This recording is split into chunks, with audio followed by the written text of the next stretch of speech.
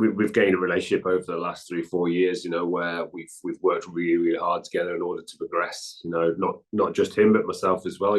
Like we've moved really far forward together as a group, and it's been brilliant. And the way to make sure that you maximise your learning, your development as a goalkeeper is that you make sure that you get real detail into them. You know everything about them. You get as close to them as you possibly can, and that's how you really accelerate their learning and their growth. So it's been really good. It's been excellent. Loved every second of it. We're still keeping contact now. We're still in touch quite a lot, making sure he's all right, and making sure that he's moving forward. So really good. His desire and drive to win games and keep clean sheets is the best I've ever known. It's everything to him. He doesn't want to concede, and he wants to be in a team that's winning things.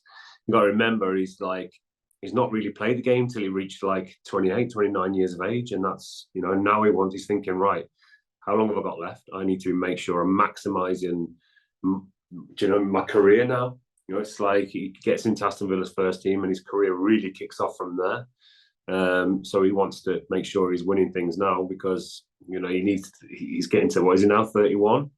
So it's like, how long he's going to play for. So he's one of the best goalies, if not the best goalie in the world at the minute. So he wants to be winning tournaments. He wants to be getting trophies. He wants to be picking up medals.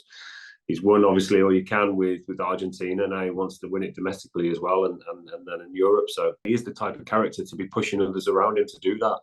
Like his desire to win games will be spreading across the group. The game is moving forward all the time, and a lot of teams now want to be possession based. They want to be able to keep hold of the ball, so that means you've got to have all the clubs in order to do that. You've got to be able to play through, you've got to be able to play around, you've got to be able to play over and long. So you have to be able to develop all that. The thing with Emi now, like I've just said, is that he's in a team that wants to get on the ball, whereas before, it was, only play if it's on. Now it's like play, get on the ball, get into positions to receive constantly, make sure that you're going to play through the thirds more than anything else. And they're all comfortable in doing that. They're all happy to do that because they've had success. So they believe in it now, which is really good to see. And then he's so calm on the ball, he'll attract people to him. So when he's in possession, he'll attract a press.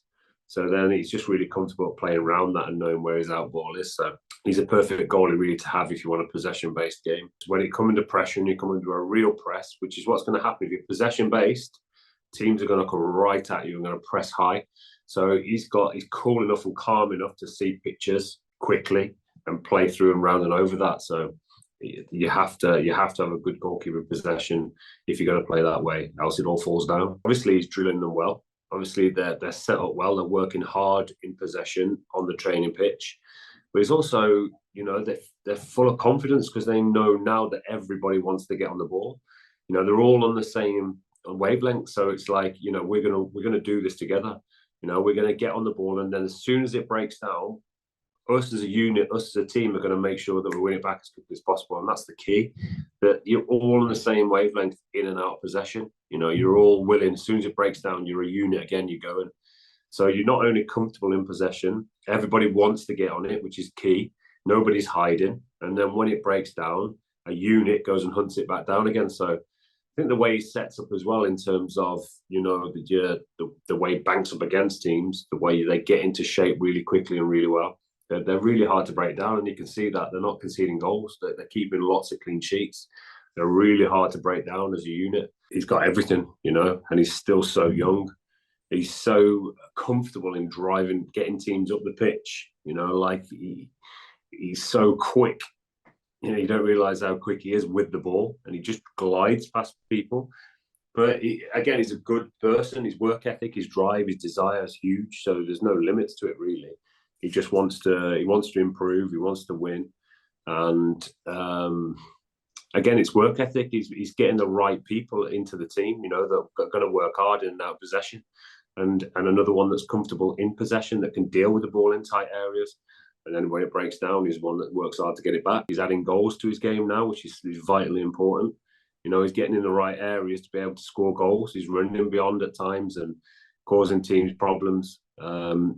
So offensively, he's becoming more of a threat. So I've got really ambitious owners who have got a lot of money, who have put a lot of money into the football club already, who obviously their aim is to win things. So that's where they're going to push to be. I'm sure they will inject even more money in the summer because they didn't really spend a lot in January. So I think this summer will be a big window for them.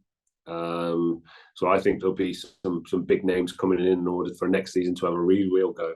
Especially if they're in Europe. If they're in Europe, then that squad needs to get bigger. Because if you look at the likes of West Ham, they have struggled due to, they're playing a lot of games. You pick up a few injuries. Obviously, you're going to get tired. Fatigue's going to set in. So you've got to have a squad where you've got two really good players in every position in order to cater for your demands.